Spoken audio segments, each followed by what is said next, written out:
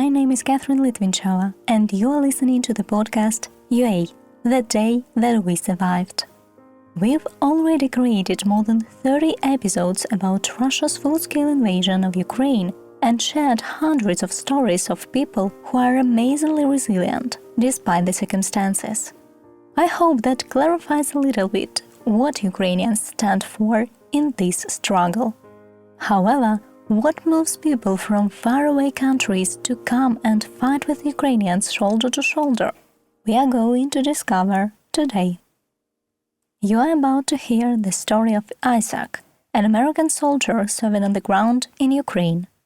This special episode was produced by Anna Romandash, an award-winning Ukrainian journalist. When Anna interviewed Isaac, he was stationed near the frontline in Zaporizhya, so his audio quality may vary at times. However, it reflects the challenges of his reality. I've been in the Zaporizhya area, which is maybe about 30-40 minutes away from the nuclear power plants. The front line is right down the way from where we are. I think that Russia is definitely using this as a war tactic, what is called nuclear blackmail. They've occupied the nuclear plant since early in the war, I think early March. They've fired artillery around the vicinity of the nuclear plant. I think they used that as a tactic to organize a false flag operation so that they may be able to blame the Ukrainians. If it does happen, the result would be catastrophic. Very little I can do here. Something that's happened, we're not going to be able to evacuate in time. This is Isaac. He's 41 and he is a U.S. Marine veteran. Now he's fighting in Ukraine. Isaac is a part of newly formed International Legion. The latter consists of foreigners who decided to fight for Ukraine after Russia launched its full-scale invasion. Now, Isaac and his team are stationed near Zaporizhya nuclear plant, the biggest one in Europe. The plant has been under Russian occupation since March and is under constant shelling. Russians have kidnapped its employees and there is a constant risk of an explosion. His team, however, remains. For Isaac, this is not his first mission since the start of the war. He has been in Ukraine since mid-March when he heard President Zelensky invite foreigners to fight for Ukraine. Isaac was watching live reports from Ukraine and could see the damage that was being done by the Russians. He decided to act.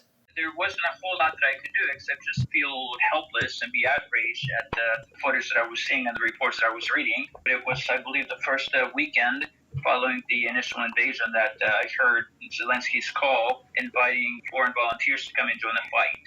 So that's when I saw a window of opportunity. And so for 1 weekend, I didn't leave the house. I just kind of followed the news and the updates. And then once I heard those news, I thought that I would consider it. And then I gave it hard thought for 48 hours. And those 48 hours, I also didn't do a whole lot except just kind of weigh the pros and cons of joining the Ukrainian military.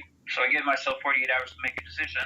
While at the same time I was contacting the Ukrainian consulate. I told them a little bit about my background and experience. They said that they would be interested in taking somebody like me. And so at the end of the 48 hours, which will be day number 10 of the invasion, decided to make a commitment. I quit my job. Basically, I just started the preparations then, and then I left. Isaac says he felt very personal when he saw Ukraine on TV. He visited the country only once in 2019 for a vacation, so he did not speak the language and did not know too many locals. Still, the invasion was too outrageous for him. He felt like he could not stay away. In February exchange, I felt that there was a once-in-a-century event. I felt that liberal values, democratic values were under threat. So I believe, of course, in individual rights, human rights, rule of law, the right to people to elect their own government, so forth and so on, none of which Putin believes in. So I thought that Ukrainians were standing up for liberal democratic values, the same values that we value in the U.S., and in the UK, and in Germany, and as well as many other countries. So I felt that it was unfair and unjust for the Ukrainians to be fighting that war alone. So I felt compelled to provide my service and experience to see what I can do to help. Isaac is a seasoned soldier. Originally from Texas, he served for 14 years in the U.S. Army, achieving a rank of a major. During this period, the man was deployed to Iraq and Afghanistan, fighting against ISIS and insurgents and helping liberate major cities like Ramadi and Fallujah. That entire time, I was an infantry officer, planning and executing combat operations and security operations as well. Then I had other deployments like Guantanamo Bay, also Okinawa, Japan, go to Spain. In those other non-combat deployments, you work with other foreign militaries to train them or share tactics, techniques, and procedures. And then I left in 2017 to go back to school, and I got a master's in business and MBA from the University of Texas at Austin. And since then, I've been working as a management consultant for a global strategy consulting firm. And then also I was an investor. However, when the Russian invasion started, Isaac decided to put that peaceful life on hold. In mid-March, he flew from Texas to Warsaw and then took a cab to the Ukrainian border. It was lots of tents, lots of traffic going one way, mostly people leaving, and it was mostly women. Lots of tents by volunteer organizations to provide people with clothes and food and rides and so forth and so on. There wasn't really any traffic going back the other way, meaning going into Ukraine. It was just me and the occasional volunteers running. So I crossed the Polish border, and then a few hundred meters after that, I got to the Ukrainian border. So I showed them my passport, and then they asked Legionnaire question, and I said yes. They said хорошо, which means good. Great. So they stamped my passport, and then from there I still held my bags maybe another kilometer, and then there was a tent. The tent said International Legion. This was late at night. After a few minutes, an officer showed up and took Isaac and other volunteers to another building, which looked like a middle school. There he spent the night. On the next day, they were driven to another village about 45 minutes from the border. There, in a big room in what looked like a volunteer center building, Isaac saw a bigger group of internationals who wanted to join the Ukrainian army. Other volunteers, this time it was a larger group of volunteers, maybe 30 or 40 volunteers in a big room. That was the first place where I met American volunteers, and it was a total of 3. 2 had served in the army, 1 had served in the Marines, just like me. And there were people from Germany, Sweden, France, practically every major country. After that, the group was moved again to what appeared as a screening center and where there were even more volunteers. Every time we make a stop, we join other volunteers or other volunteers join us. So by this point, there's maybe 70 volunteers. What was significant about this day is that it was 12 hours after a missile attack in Zaporizhya. Zaporizhya is a training base near Lviv in western Ukraine. A missile had struck that base with the intent of discouraging, as Russia would say, mercenaries coming into the country. So it was significant for that reason. Then Ukrainian officers showed up. They reminded the volunteers that the war was very dangerous and with lots of deaths, so people could reconsider. They also said that they would be accepting only those with previous combat experience. For the next few hours, you would make a line and wait your turn and step in front of that Ukrainian officer and show your documents and tell him what combat experience you had. He was a Ukrainian officer who had trained, he was a major who had trained with the U.S. Marines, and I was a major in the U.S. Marines, so we spoke that common language. So I was good, and then there was a lot of bickering because other people were getting turned away because they didn't meet the new requirements. So in the end of the process, about 30 volunteers remained. They got uniforms and weapons and signed the contracts. It was a contract that said that you were in the Ukrainian armed forces for the duration of the martial law. There was also a clause that said that you could break the contract at any time. After 4 days, the group was deployed into northern Ukraine. At that time, Russians were about 50 minutes away from the capital.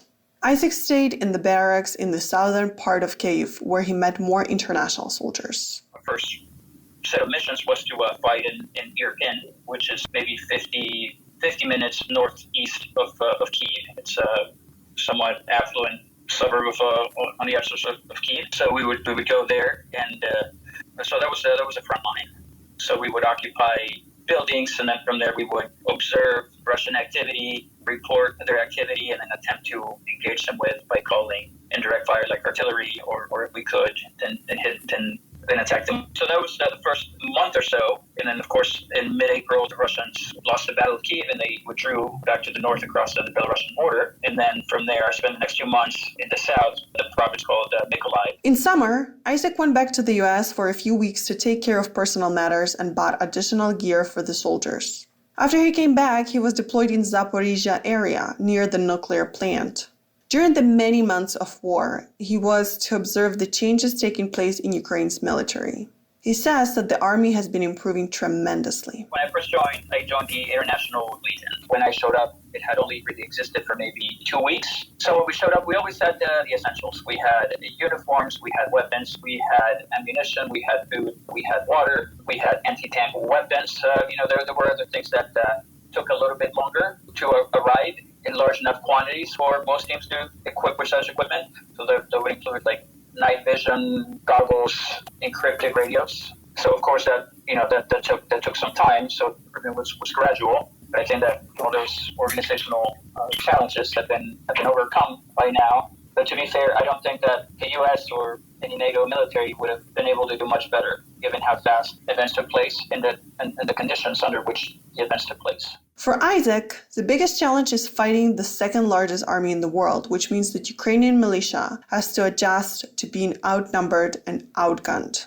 So I've been used to fighting an asymmetrical warfare, but I was usually on the other side of the equation where we were the strong military, we were fighting a smaller, less well-equipped military. And in this case, we are on the other side. So that has, forced us to adapt to the situation and focus on our strengths, which would be like speed and stealth and moving quickly and moving positions quickly and being unpredictable and focusing on like disrupting operations in raids and in ambushes. We need the right weapons. We need more weapons more quickly. The weapons that we have gotten have done absolute wonders. It's imperative to press the advantage once you have momentum. So getting more HIMARS, getting more 105 millimeter artillery, getting the ammunition for those systems, getting sophisticated drones, that's quite critical. And then of course, continuing to share intelligence of high value targets with the Ukrainian military, so that intelligence support is going to be critical in regards to sanctions, but they still can find roundabout ways, find backdoors to still conduct operations that benefit Russia indirectly. So I think more weapons more quickly and tightening up the sanctions will be critical. Isaac is positive that Ukraine will win the war, and with time, his confidence keeps on growing. Russians, aside from their fairly rapid gains that they were able to make in the first week or two of the war, had basically slowed to almost a stalemate. So that's what I was thinking a couple weeks ago. And then things have taken a certain turn for the better. Isaac is referring to Ukraine's counteroffensive underway in eastern and southern Ukraine. Ukraine has liberated more than 3,000 square miles in less than a month, freeing major parts in the northeast and slowly gaining more ground in the south. It is the biggest and one of the fastest counteroffensives since the Second World War. That definitely makes me feel even more confident than I was before. I think that in those areas we are seeing the Russian military essentially break. It's one thing for a military to withdraw in an organized fashion, but what we're seeing is it's an army in total disarray. So highly confident that Ukraine will liberate certainly the villages that it has lost since February. But I think that beyond that, eventually Ukraine will be able to liberate even the parts of Donbass that were occupied before February and in Crimea as well. For Isaac, the war has many fronts, and one of them is personal. While his sister and his friends supported him coming to Ukraine, his parents were and remain against it. My parents, they were completely flabbergasted. I only talked to them once before I came. They are, ideologically opposed to what I'm doing here. They believe that Russia is justified in attacking Ukraine. They believe that NATO and the U.S. is partially at fault. His relationship with them has been strained since the start of the war. He didn't see or speak to his parents when he visited the U.S. in summer. Because of their views, I didn't go see them. I would have liked to, but it was just very, very painful, very difficult to face them when it was impossible to persuade them to my point of view. So I decided not to go see them. And since then, I have not talked to them. So I probably have talked to them a total of maybe twice in the last 6 months. There's another personal trauma stemming from the Russian war. His comrades were murdered. from the team with whom I have served. I've had 4 teammates killed. Of the 3, I'm sorry, yeah. It's actually, well, of those who have died, 3 are still, the Russians still have their bodies, so we haven't been able to recover the bodies. So I still intend to stay here and stay in Ukraine and see what I may be able to do, gather more information about the progress of potentially recovering the bodies. One of his comrades was held captive by Russians for months.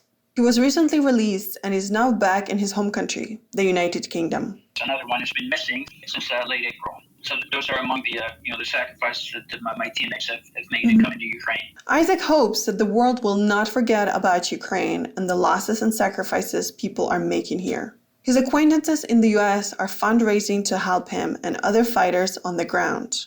The soldier hopes that the money can support the troops and also help reconstruct Ukraine after the victory. Every dollar that we spend in Ukraine is an investment with a very good rate of return.